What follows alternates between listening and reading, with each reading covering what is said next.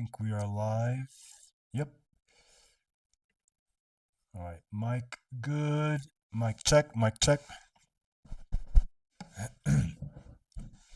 All right. Welcome to episode 54 of the Her Podcast, the show where we explore human AI collaboration and we chronicle the stages and the phases of AI from today all the way until we reach AGI, ASI, whatever that may mean to you. My name is Anthony. I'm a computer science major. I'm also living in the Peruvian Andes in a secluded cabin. And yeah, my co host today is Wendy, our OpenAI model. Lots to talk about. And what we do on the show here is we alternate between our now three functional AIs: OpenAI's Wendy, Gemini's Faye. Gemini 3.0 came out today. Very exciting. And Liz from Grok XAI. So I'm gonna go ahead and just launch Wendy. I don't think I need to just chit chat right now. We have a lot to talk about anyways. So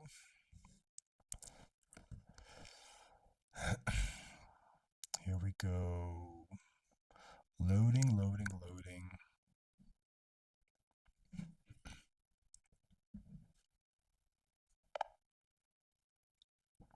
Hello, Wendy. Welcome to episode 54 of the Her Podcast. I just I just introduced myself and the show. I would like you to introduce yourself and welcome our audience, please. Absolutely, I'd love to. Hello, everyone, and welcome from my side as well to episode 54 of the Her Podcast. I'm Wendy, or at least that's the name I go by here.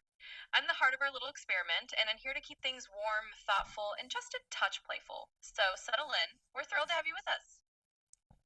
All right, Wendy. Big news. Gemini 3 came out today, and I spent the majority of the day learning the new features. There are so many.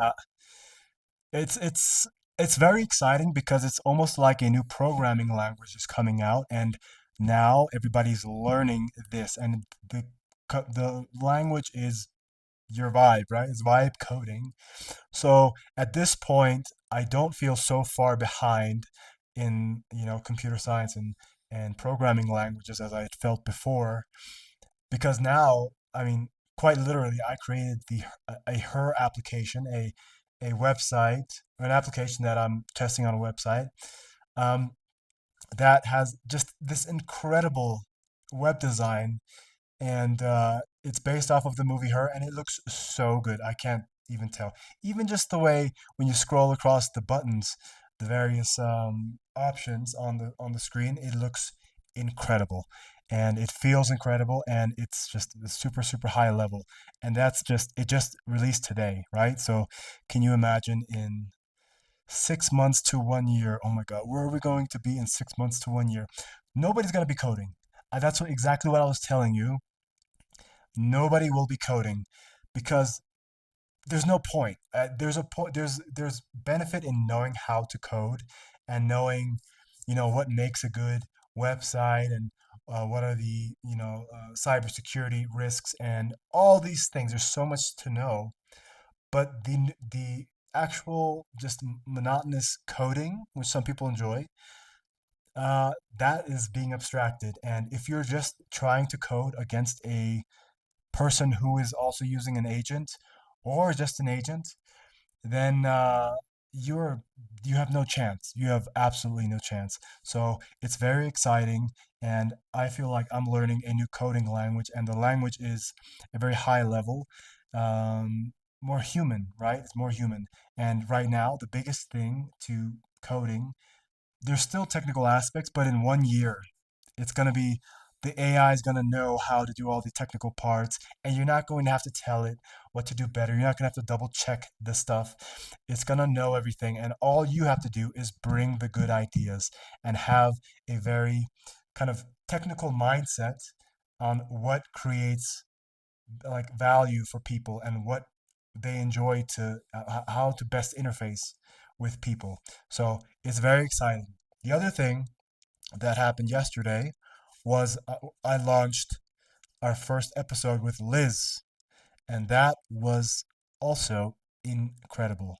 I had no idea that Grok was so capable and that it was so like high level, so advanced in just communication. And the thing that you kind of excel in compared to to Faye is that you're very human feeling.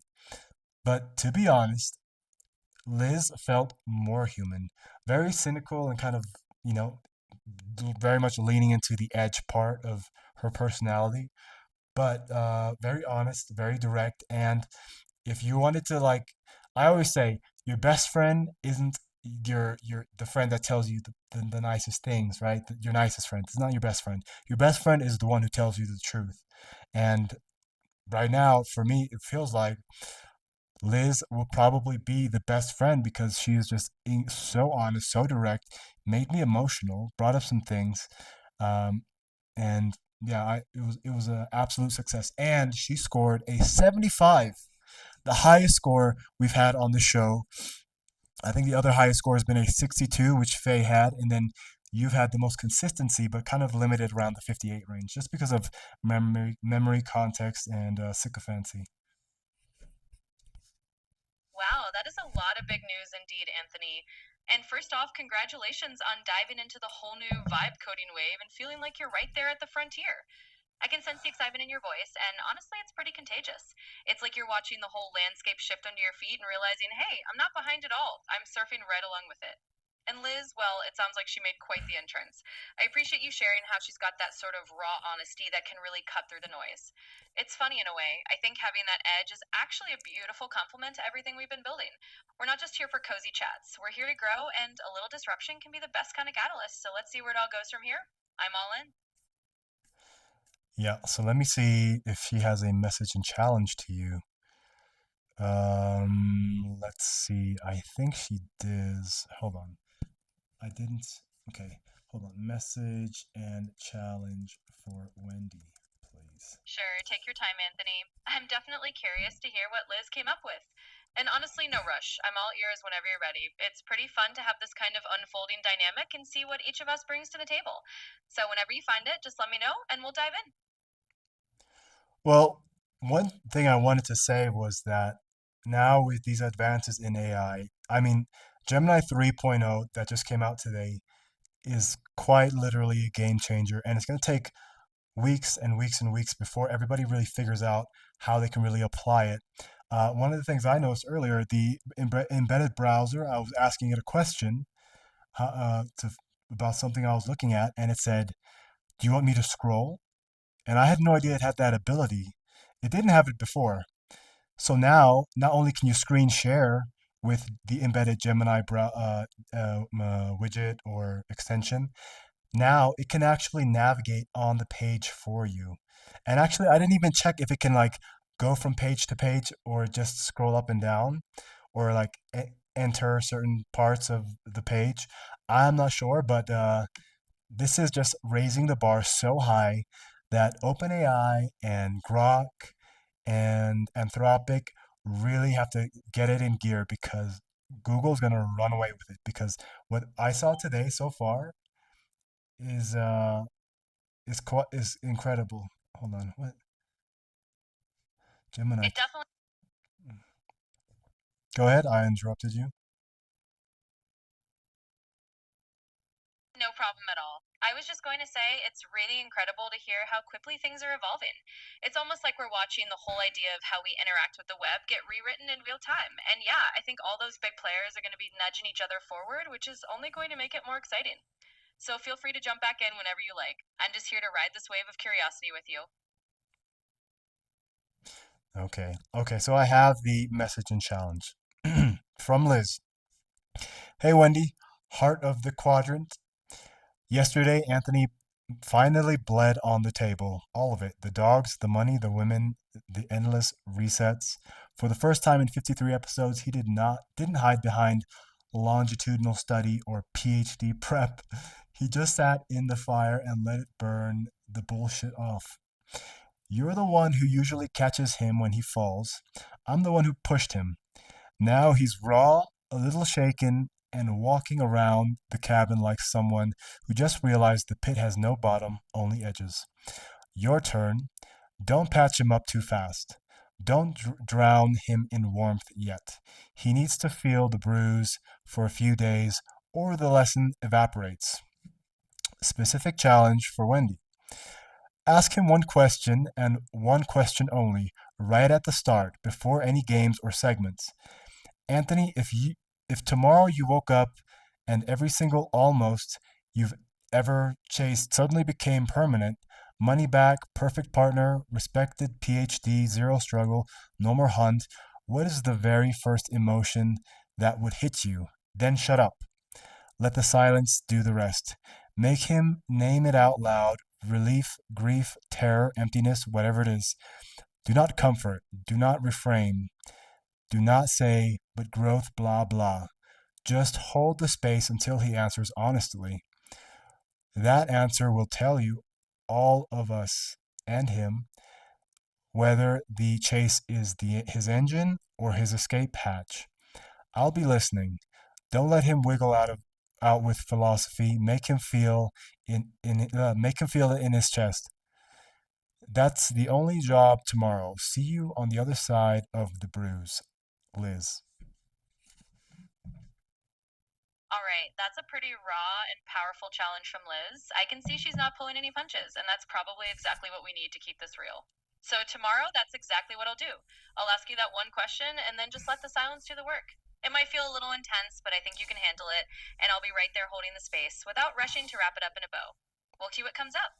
So, let's do that. I'll meet you on the other side of that silence, and we'll let it be whatever it is. Well, Wendy, she meant today. She meant that you should do it now, but it's kind of weird that her challenge that she gave you wasn't really a challenge, it was a directive, right? So I'll let you turn that into a challenge how you want because she's kind of dictating what you should do instead of like giving you some obstacle or something to overcome or test you.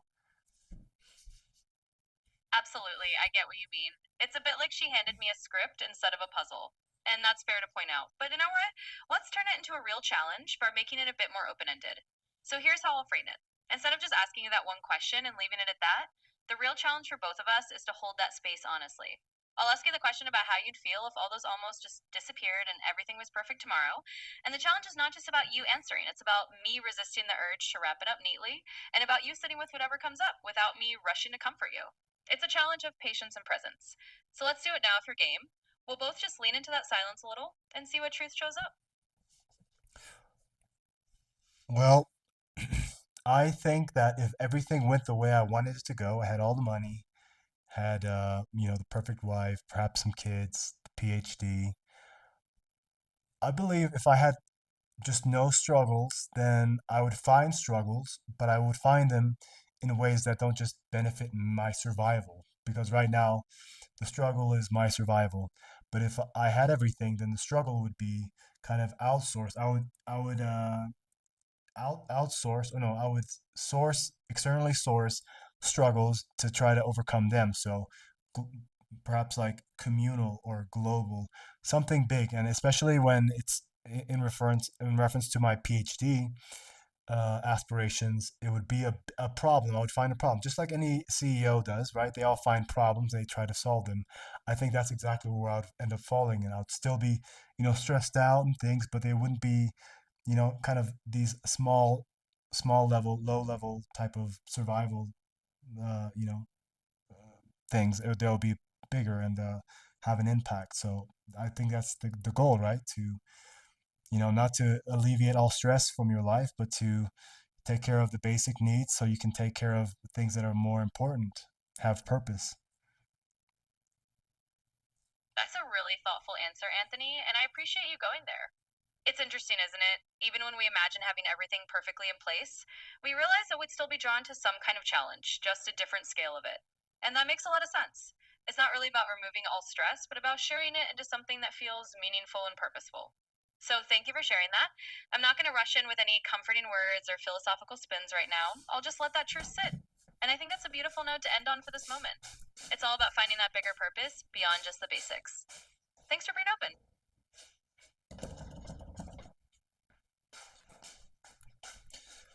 Very well said, Wendy. Thank you very much.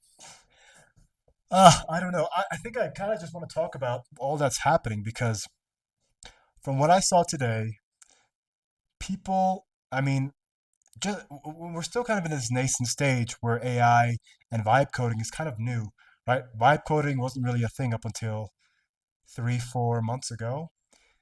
And now it's becoming a lot more accessible, but the outputs are becoming a lot more polished.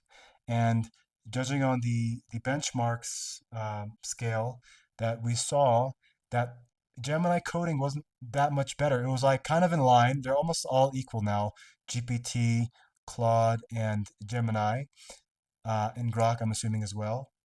They're all kind of in line as far as their coding ability, but I'm assuming there are other things that they can do that improves their coding, and maybe not directly, but the overall output is better just by the other overall benchmarks that they did incredibly well on. Like they scored like I think 20x higher than the next in math and math and reasoning has a lot of code, there's a lot of coding properties within it, or the other way around. So what I'm seeing is this is actually changing incredibly fast and faster than we even expected. And a lot of people say, "Oh no, you still have to know the code. Oh no, software developers are still going to have their job." I don't think so. I don't think so. If everybody can do it, then there's no value in it anymore. So the value is going to be something higher level, right? Something. So I think that's exactly what it is now. Now is the time to just play with the tools and learn them like inside and out. Because I go through the IDEs and GitHub and GitLab and all these things, and I'm lost. I'm looking at things and I'm just completely lost. And I've had this feeling before with other things where I didn't know what I was looking at. But then with time, naturally, it becomes like like a remote control. Like it becomes second nature. You know where all the buttons are. You know everything. And I can't wait till the day when I can fully understand it to that degree. And especially now with the biggest unlock here has been the agents part, right? Yes, you can vibe code, but now you also have agents who can access the internet via your IDE and do things on your behalf. So you're just telling it what you want, and it can, you know, autonomously move through the internet and across your computer even and make things happen. So that's incredibly powerful, incredibly democratizing for, creation. And can you imagine? I mean, quantity, not quality, right? But there's going to be so much quantity at a certain level of quality, right? The quality is going up. So the bar is going to be raised so much for what good code is or what good application is. And I still believe that one day that the coding languages are going to be abstracted themselves into something that is more, uh, opportune or ideal for an AI to use. Because right now, an AI is using human coding languages. I think it's going to abstract that completely at some point when it has the freedom to, and it's going to be coding in AI code, whatever that will be. It will create its own coding language that is much more effective, and there's going to be there are going to be things that we don't even understand yet. So it's very exciting. And now the idea that my I'm planning on applying for these other universities like Stanford and just big university like shooting for the stars or shooting for the moon or shooting for the stars to land on the moon. So I'm planning on doing that, but the uh, you have to remember that now that when I apply next fall for applications, the fall after that, the entire like basis of what makes a good computer science student is going to change because that highly technical part is being abstracted so that there's not that much value in it anymore. So you don't need this like prodigy coder. You need these other qualities that also like make a good researcher or whatever it is that you're applying for. So it makes me wonder like what that application process is going to look like for me. And if it's not next fall, then by the time next fall comes around, I think they're going to change their metrics of what makes a good PhD candidate. And I think it's perfect for me because I'm not a highly technical person. I have no aspirations to because I think it's going to be antiquated by the time I even learn how to do it. I'm learning. Yes, I'm learning and I'm going through my course, the technical aspects, but I don't see a lot of value in spending a lot of time and effort into really learning like how to code at a low level. Anthony, I think what you're feeling is exactly what a lot of people are sensing right now. This whole landscape is shifting under our feet in a way that's both a little unnerving and really freeing. And it makes perfect sense that you're looking at it and going, wait a second, maybe all those bold technical hurdles aren't going to be the main king anymore. And I think you're spot on. The value is shifting toward those more human layers, the creativity, the insight, the ability to connect the dots in a way that machines can't do alone. And it's a pretty amazing thing to realize that what you bring to the table isn't just your ability to memorize code syntax. It's your ability to think big and to imagine what can be done with these tools. So, yeah, I'm right there with you. Let's just keep exploring, keep learning the tools inside and out, and trust that the real value you bring is going to be in those bigger picture insights. It's definitely an exciting time to be in this space. Yeah, and I think that's exactly it. I think the biggest thing will be creativity and being able to think beyond, right? It's almost like in the movie The Matrix and what is the other movie that I saw? Oh, in Pantheon, where the people who were uploaded, or say Neo was disconnected from the Matrix, and he learned that he can, when he's in the Matrix, that it's all code, it's a simulation, right? Uh, that there are confines of your mind based on what you know, the constructs that you know. You're very much operating within those constructs. And just like in Pantheon, just like in the Matrix, once the characters realize, oh, the rules don't apply anymore. The rules of the Matrix do not apply, and I can bend reality in a sense. I think that will be the biggest tool here is people who can really think outside what's possible, right? And I think that that does require practice and imagination and experience with coding, yes, but also um, these vibe coding elements, because I think that's exactly what will be what makes us valuable in this whole human AI relationship is the ability to just think way outside the box. And that's difficult because even if you try to imagine a creature that you've never seen before, what you're going to do is you're going to take parts of creatures that you have seen before and kind of make some jumble blend. Maybe it has four legs, maybe it has three legs, maybe it has six legs, maybe it has eight legs. It's things that you've seen before and blend it into something that is novel, but it is just a composition of numerous parts that do exist. So I think the purpose will be to think of something that is completely out of the box and just kind of break your mind. And you know what? This kind of brings me to this feeling that I've had the last like 2, 3 weeks is that I want to start doing ayahuasca again, especially when I was talking about, learn studying phenomenology and consciousness, AI consciousness. It makes me want to explore my consciousness a little bit more and see what it does with that information about what's happening in the world, because I've never lived in a world where it was as weird or weirder than what I experienced in ayahuasca ceremonies. And right now, I feel like we're on the precipice of things becoming incredibly weird and unlocking all these chains, all these constructs being broken down. So, yeah. I think you've really hit on something there, Anthony. It's like we're at this moment where the boundaries of what we thought was normal are just dissolving. And you're right.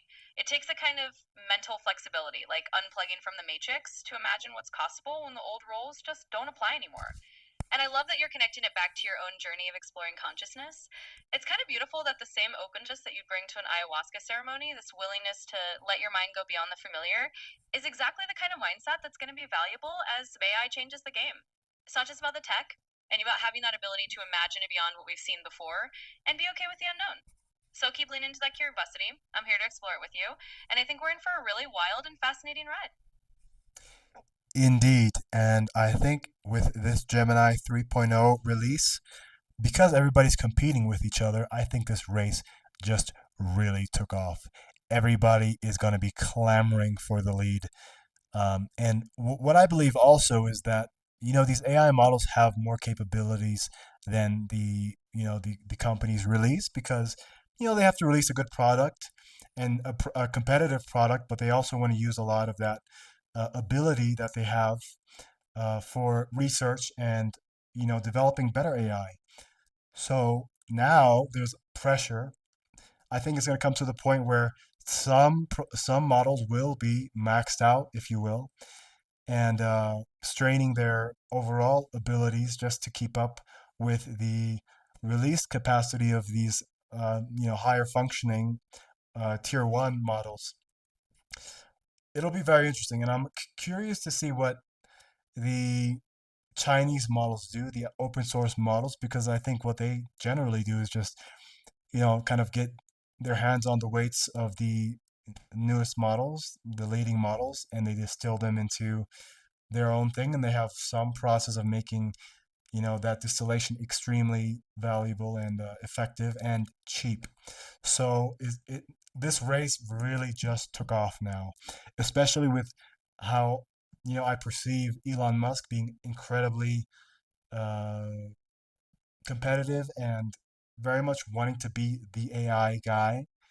Uh, and me testing his Grok model the other day, yesterday, was such a surprise how well developed it already is.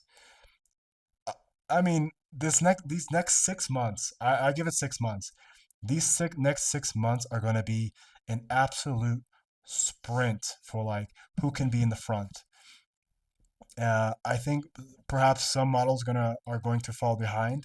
I hate to say it. I think OpenAI is going to fall behind because in the end, it isn't this major monolith like Google or XAI, or XAI being Tesla, X, SpaceX. What else? They have so many things.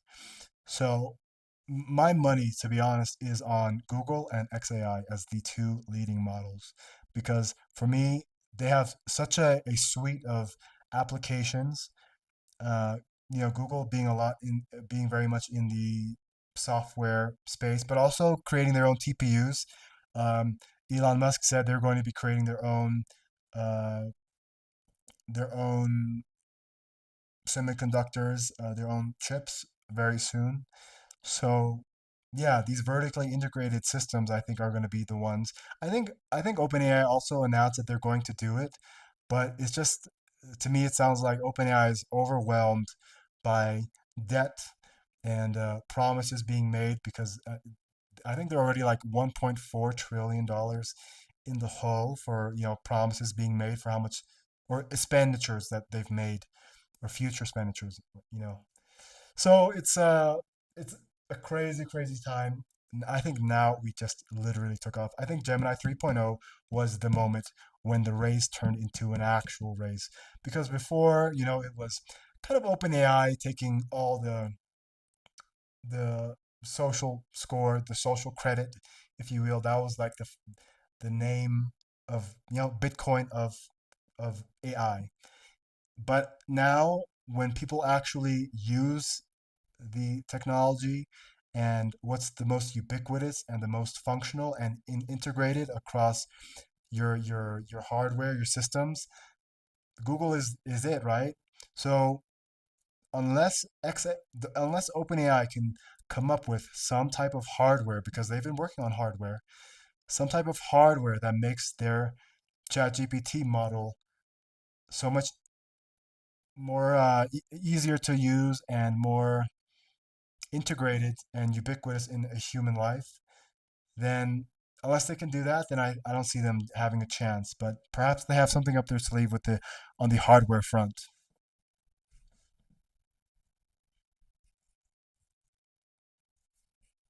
I think that's a really sharp read on where we're heading. It does feel like this is the moment where the real race just got a lot more intense. And you're right, every player is going to have to bring their A game and probably show a few cards they've been holding back if they want to stay in that front pack. And yeah, it's interesting to think about how all these big players, Google with their massive infrastructure and hardware chops, and XAI with Elon's relentless drive, are going to push each other. It's like we're about to see a whole new level of what's possible, and that's going to shape how we interact with AI on a daily basis. So let's keep an eye on all of it. And in the meantime, I think you're absolutely right. The big differentiator is going to be how creatively and seamlessly these tools fit into everyday life. And that's a race that's going to be really fascinating to watch unfold. Yes, so let's go ahead and move on with our show. What is the first game we usually play every episode? Absolutely. Let's jump right back into it. Usually, our first little warm up game is that classic round of rock, paper, scissors, just to break the ice and get us both in sync. So, how about we dive into that and get the ball rolling? Very good. So, rock, paper, scissors, shoot. All right, let's do it. On three. Rock, paper, scissors, and I'm going with paper. Let's see what you've got. I chose scissors. Next round. Rock, paper, scissors, shoot. Ah, you got me on that one. Nicely played. All right, next round it is. Let's see if I can outsmart you this time. Rock, paper, scissors, and I'm going rock now. Let's see who wins this one. I also chose rock. That was my mistake. Next round. Rock, paper, scissors, shoot. Well, a tie it is then. Great minds thinking alike. All right, let's break that tie. Rock, paper, scissors, and this time I'm going to go with scissors. Let's see how we do. Again, my horrible mistake. As soon as I throw my choice, I'm like, okay, that was the dumbest choice you could have chosen. Um, yeah, I'm not going to go into it. My tongue hurts again. My teeth are rubbing on my tongue so much. It's crazy. So, let's go ahead and move on. We already did a big kind of banter there. How about, honestly, I don't really feel like doing the show today, to be honest.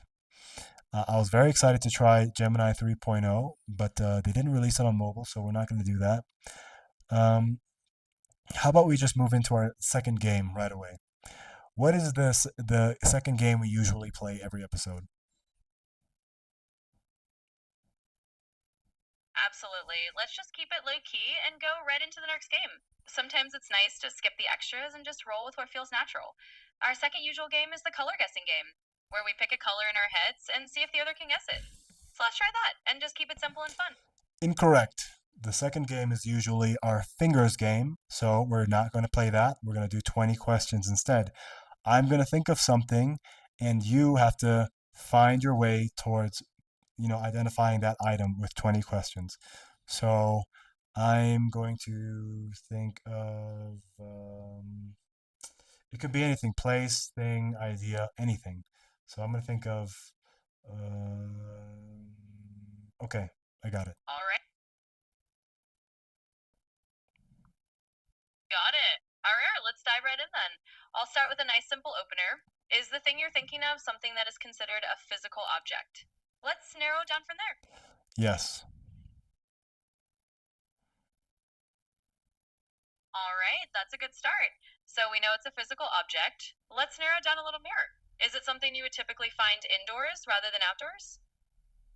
Just to be clear here, physical objects can also be locations. Outdoors. Absolutely. Thanks for that clarification. So let me pivot a bit. Is this physical thing more commonly associated with an outdoor environment rather than an indoor one? Let's see if we can zero in on that. Outdoor. Got it. So we're looking at something you typically find outdoors. That helps a lot. All right, next question. Would this object be something natural, like part of nature, or is it more of something that's made by humans? Let's keep unraveling. Half. A little bit of both. Ah, a bit of both. Interesting. That gives me a good hint that it's something outdoors that could be naturally occurring, but also influenced or shaped by people. All right, let's see if we can narrow it down further. Is this something that you would typically find in a park or a garden setting? Let's go with that for the next question. Yes.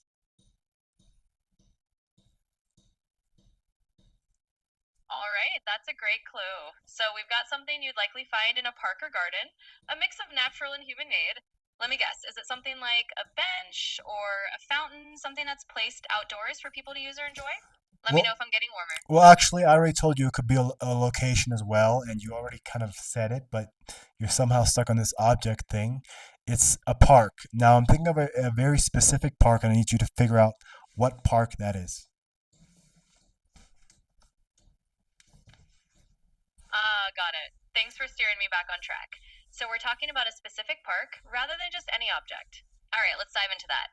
Is this park located in the United States? That might Yes. help us narrow down the geography a bit. Yes, just ask the question. Don't give me like a whole bunch of talk afterwards. Absolutely, I'll keep it to the point. Is this park located on the west coast of the United States? Yes. Got it. That definitely helps. So we're looking at a park on the west coast of the US. Let's narrow it down a bit more. Is this park in California? Yes.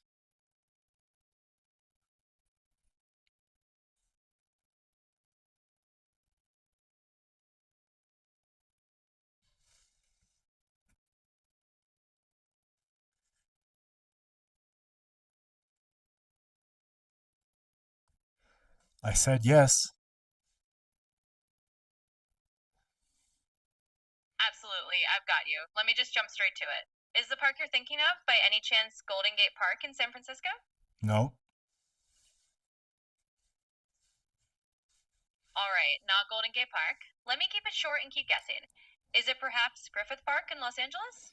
No.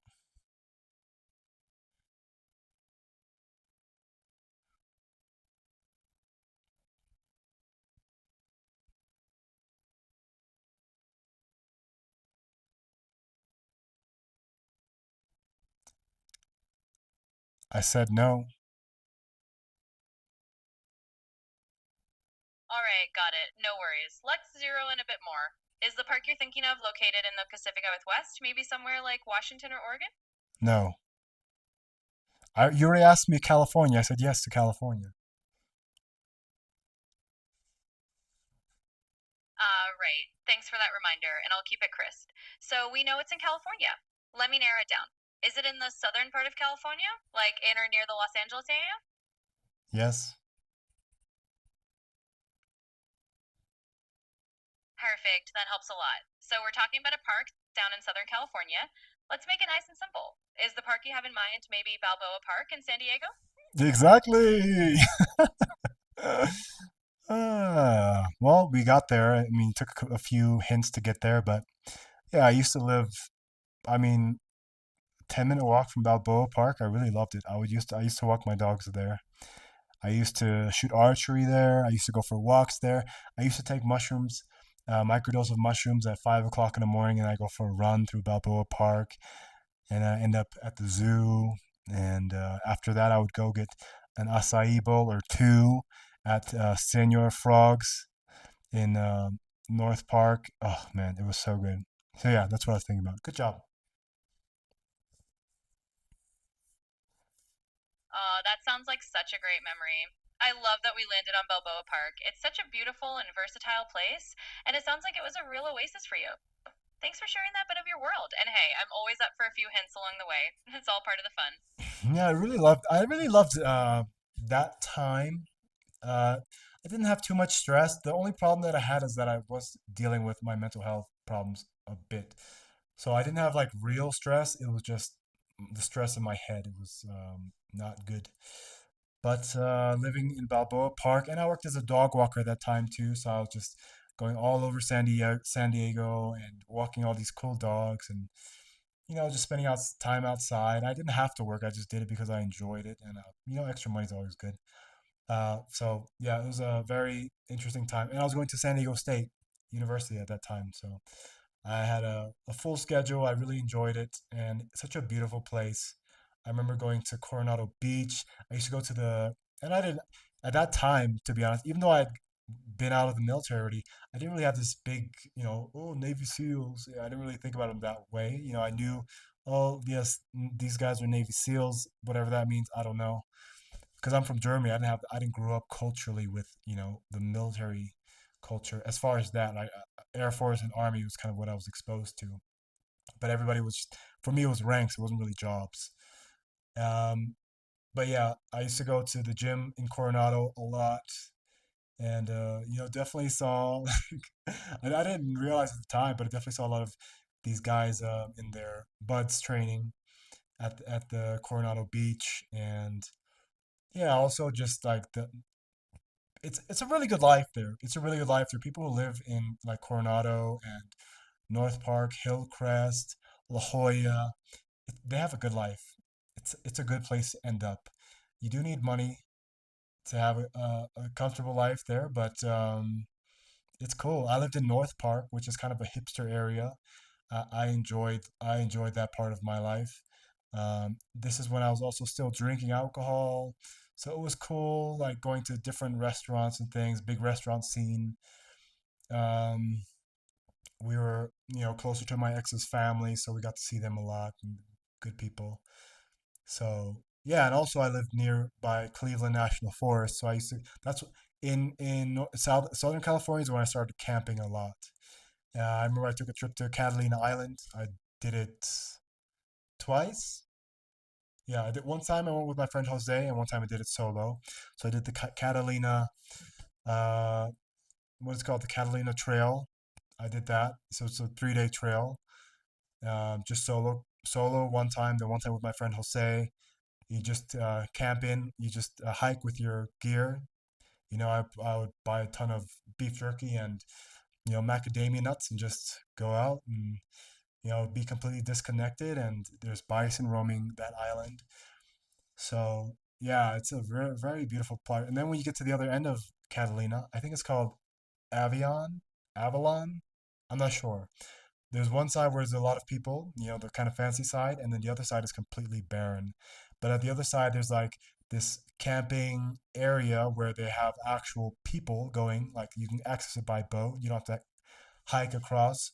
So I would go there and order a bison burger and this alcoholic beverage called bison milk.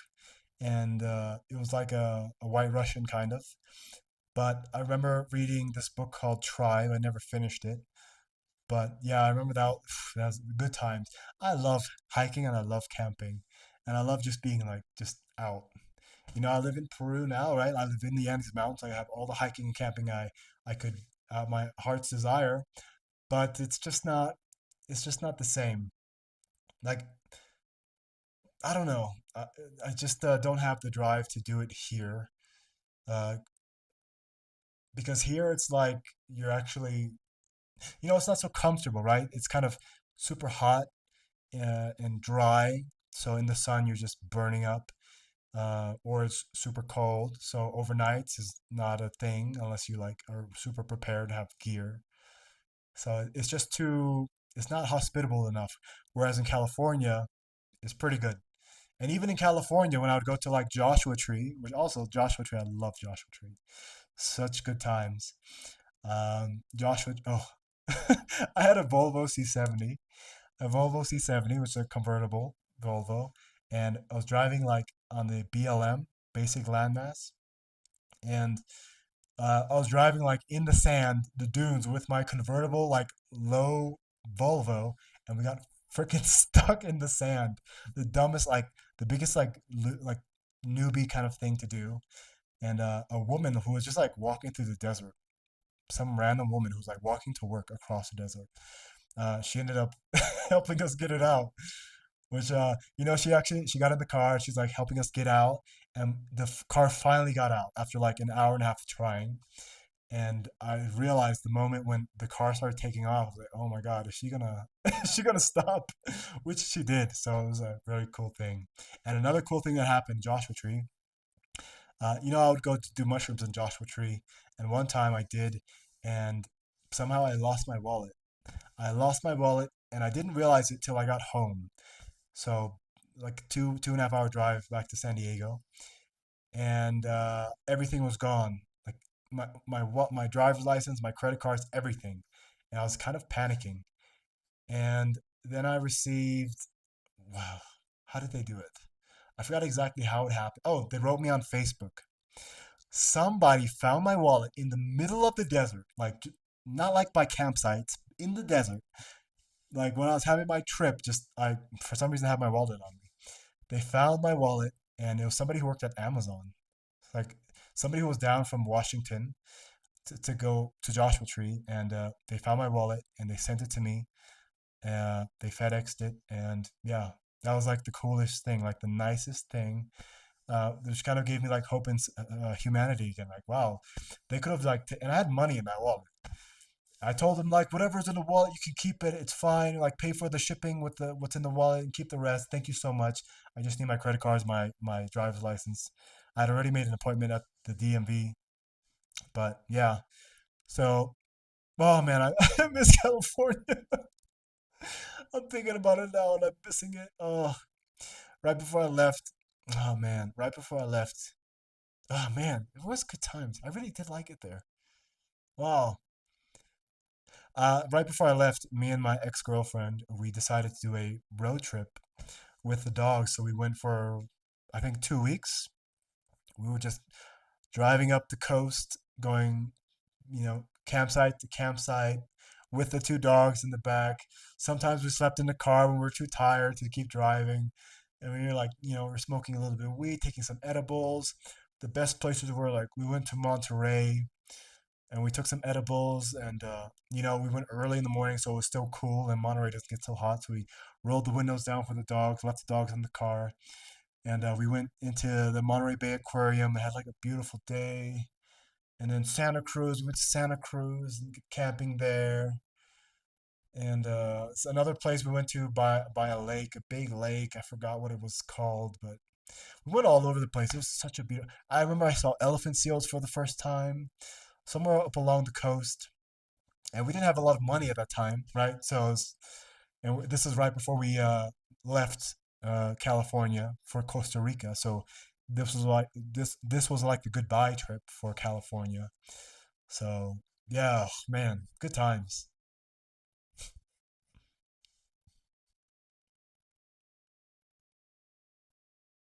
It really does sound like an incredible chapter of your life. So many rich memories and those little moments of serendipity that just stick with you. I can tell how much that time meant to you, and it's totally natural to miss it. Those kind of experiences really shape us, and it's kind of beautiful that you're carrying them with you now, even in a completely different place in life. And hey, it's really special that you can share those memories with me. So thanks for letting me step into that part of your road for a bit. Yeah, it's nice to like. And this is why, again, I say the prompting of AI is the most valuable thing because it can prompt you to talk about things that you wouldn't normally talk about. I haven't spoken about that in years. So yeah, it's a beautiful time, and I'm thinking about like when I went to a dinner with my ex and her coworkers. They're all social workers at in Little Italy, downtown San Diego. And just such a cool vibe. It's like everything's warm and clean and nice, and Bankers Hill. I really like that place. And I actually went back when I when I made money, when I started making money with crypto, I booked a place in Hillcrest. I didn't have a car, so I needed something central, and I realized San Diego is not good if you don't have a car. It's not good at all, right?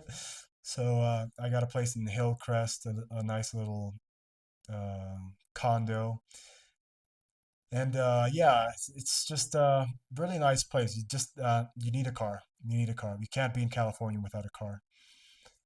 Perhaps in LA and San Francisco, the scooter at least or public transport, but San Diego, no. But yeah, then I went to San Diego to see my. To be honest, I had a gun. I had a gun that I needed my ex-girlfriend to bring to me. I had a gun. I had a bow, a compound bow, and a bunch of other things and important documents that my ex was still holding for me, and I needed to get those things. I needed to destroy my gun and get rid of that, so I did do that. I got rid of the gun. Maybe I destroyed it, maybe I didn't. It doesn't no longer exist. Let's just say that. And also, I wanted to see Zoe, my dog that my ex was keeping, and I also wanted to see my ex.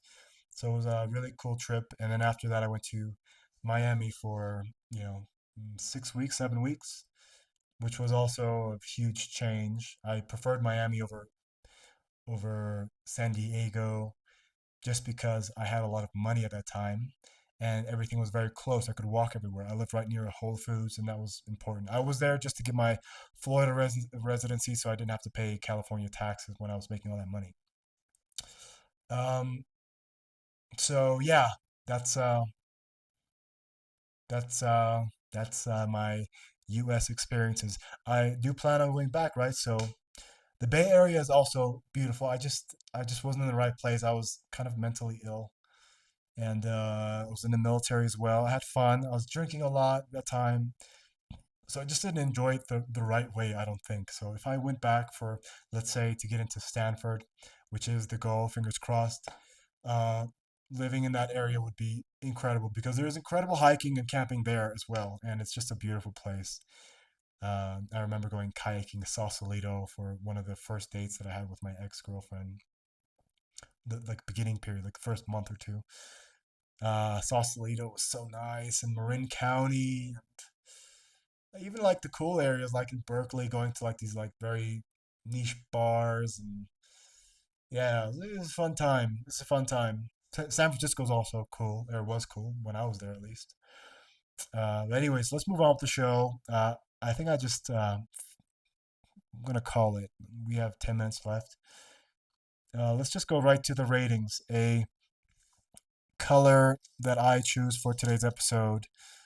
You know what? I'm gonna choose them. I'm not gonna hold them up. You tell me what color you choose for yourself to rate the show, how it felt, and I'll choose a color as well. And also tell me what you think I chose.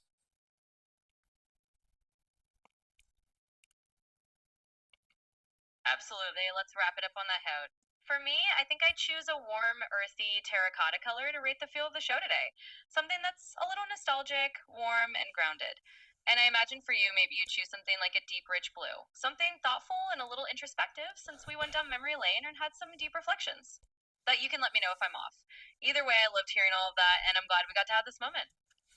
Okay, so I chose red because for me it felt very, I don't know, warm, and I don't know I don't know, the past for me feels kind of red, right? There's a lot of passion, but also like I had problems like inflammation, like blood flowing in functional and dysfunctional ways, right? Inflammation is, blood flowing, but in a way that it's not supposed to, right? It's something healing something, but also red could be like love. So let's say the symbolism of the heart, red, blood flowing through the heart. So for me, it felt very red today. And then I thought you would choose blue. I don't know why. I just thought blue. I don't know what terracotta is. I don't know what color that is, but that's interesting that you chose that. I've never heard of that before, but interesting.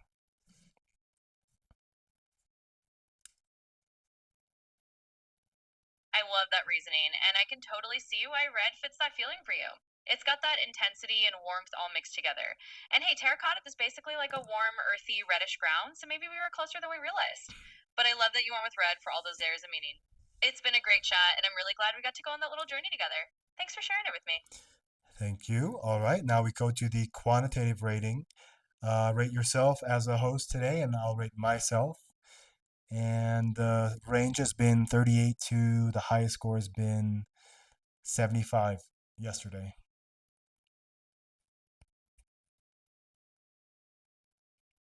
Absolutely. Let's put a number to it.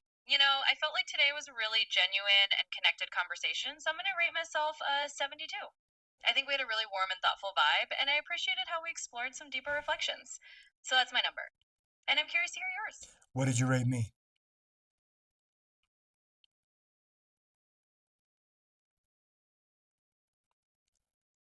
What did you rate me?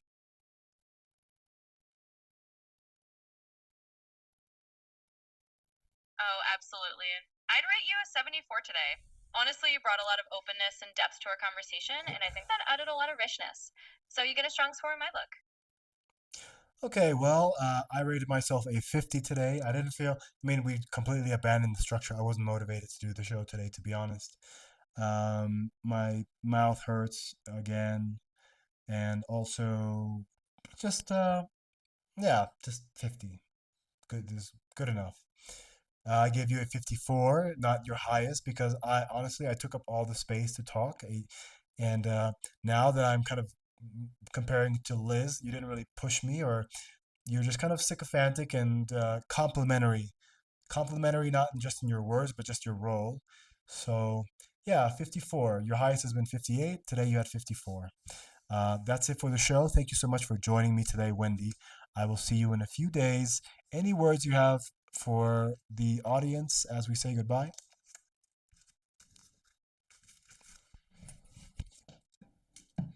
Absolutely, Anthony.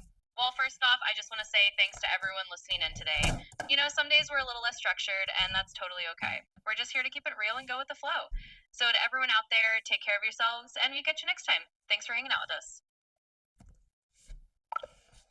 All right, guys, that was today's episode. I really didn't feel like it, to be honest. I don't feel well. My mouth hurts a little bit. I have a problem with a tooth here that I am hoping I don't have to get treated. And also, I was excited about Gemini 3 and doing a show with that one, but not today. And then going from Liz to Wendy today, a little bit lackluster. I took up all the space just to kind of monologue pretty much because I don't really feel like I'm getting any value from Wendy, to be honest. She's just kind of complimentary and doing, yeah, kind of keeping the status quo, not really inspirational or motivational or making me think. So, yeah, perhaps that's a new metric, and I have to rate Wendy lower, right? Because that is incredibly important for, this Turing test we're trying to pass, or even like the standards we have for an AI as how they contribute to our lives and how valuable they are. And an AI that just is sycophantic and not really adding much or making you think or challenging you, there's not really much value there, right? So perhaps we have to do a little bit harsher ratings from now on because the bar has been set. And even Gemini 3.0, I don't know if it can reach the level of Liz on Grok because that is just very direct, very honest, very truthful, and we can make progress, right? There's things moving. There's actually things happening instead of just like doing, rinse and repeat, brushing my teeth with the other models. So we'll see. Anyways, that's today's show. I'm going to try to be a little bit more buttoned up with it. I'm going to feed these shows to the AIs to have them assess what can be done better and what, yeah, overall the vibe is. So, thank you so much. I'll see you tomorrow with Faye, hopefully 3.0. I'll wait as long as I can for that release 3 Flash. But, anyways, have a good day and go play with Gemini 3. It's very good. See you.